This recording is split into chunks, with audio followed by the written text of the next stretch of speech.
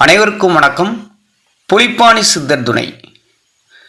இந்த பதிவில் சுக்கிர பகவான் பற்றியும், சுக்கிரன் எந்த ராசியில் இருந்தால் வலிமை அதிகம் என்பதை பற்றியும், எந்த ராசியில் அமர்ந்தால் வலிமை குறைவு என்பதை பற்றியும், சுக்கிரனின் தொழில் காரத்துவம் மற்றும் சுக்கிரன் வலிமை அடைய நாம் என்ன செய்ய வேண்டும் என்பதை பற்றியும் தெளிவாக பார்க்க போகிறோம். ஒருவர் ஆடம்பரமாக வாழ வேண்டுமென்றால் சுக்கிரனின் அருள் வேண்டும்.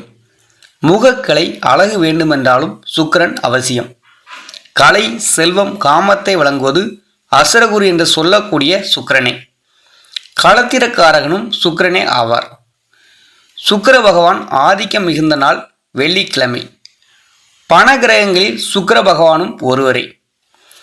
தங்கம், வெள்ளி, இதில் தங்கம் என்பது தேவகுரு என்று சொல்லக்கூடிய குரு பகவான், வெள்ளி என்பது அசுரகுரு என்று சொல்லக்கூடிய சுக்கிர பகவான். இதை புரிந்து கொள்ளுங்கள். சரி, சுக்கிர பகவான் எந்த ராசியில் அமர்ந்தால் வலிமை அதிகம் என பார்ப்போம். சுக்கிர பகவான் ரிஷபம் மற்றும் துலாத்தில் ஆட்சி பலத்தையும் மீனத்தில் உச்ச பலத்தையும் பெறுகிறார். இவற்றில் சுக்கிரன் 100% வலிமை பெறுகிறார். அடுத்து மேசம், மிதுனம், கடகம், தனுசு, மகரம், கும்பம் இவற்றில் சுக்கிரன் 70% வலிமை பெறுகிறார். எனவே இந்த 9 ராசியில் சுக்கிரன் இருந்தால் வலிமை அதிகம். சுக்கிர பகவான் எந்த ராசியில் இருந்தால் வலிமை குறைவு என்பதை பற்றி பார்ப்போம். சிம்மம், விருச்சகம், கன்னி இந்த 3 ராசியில் சுக்கிரன் அமர வலிமை குறைகிறார்.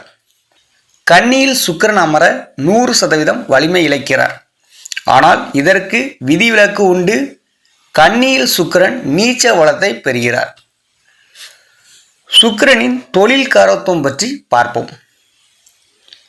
சுக்கிரன் ஜாதகத்தில் வலிமையாக இருந்தால் பெண்கள் பயன்படுத்தக்கூடிய பொருட்களை விற்பனை செய்யலாம். மணமணக்கும் வாசனை திரவியங்கள் விற்பனை செய்தல் அல்லது மேனுபேக்சரிங் செய்தல், துணிக்கடை வைத்தல், அதாவது ஜவுளிக்கடை போன்ற தொழில்கள் செய்யலாம். அதுக்கு சினி ஃபீல்டில் பெரிய ஆள் ஆகக்கூடிய வாய்ப்பு கூட இருக்குது. சுக்கிரன் வலிமையாக இருந்தால் சினி ஃபீல்டில் பெரிய ஆள் ஆகலாம். வண்டி, வாகனம், டிராவல்ஸ் வைக்கலாம். அழகு சார்ந்த பொருட்கள் உள்ள கடைகள் வைக்கலாம். சுக்கிரன் பணக்கிரகம் என்பதனால் ஃபைனான்ஸ் செய்யலாம்.